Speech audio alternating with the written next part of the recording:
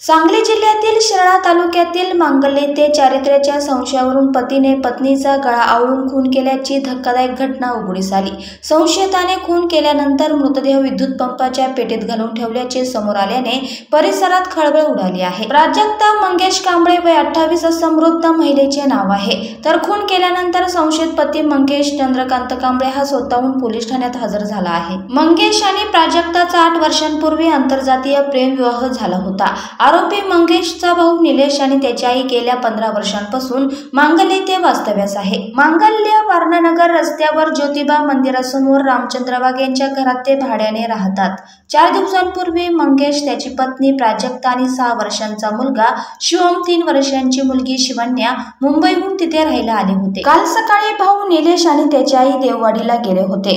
दरम्यान सकाळी 10च्या दरम्यान पती पत्नीचा वाद झाला। तो वाद विकोपाला जाऊन मंगेशने प्राजक्ताचा ओढणीने गळा आवळून खून केला। त्यानंतर बाजूच्या खोलीत ठेवलेल्या विद्युत पंपाच्या मोडक्या पेटीत हातपाय दुमडून मृतदेह झाकून ठेवला।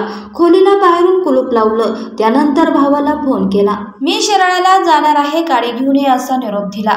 भाऊ घरी आला आणि आरोपी गाडी घेऊन गेला।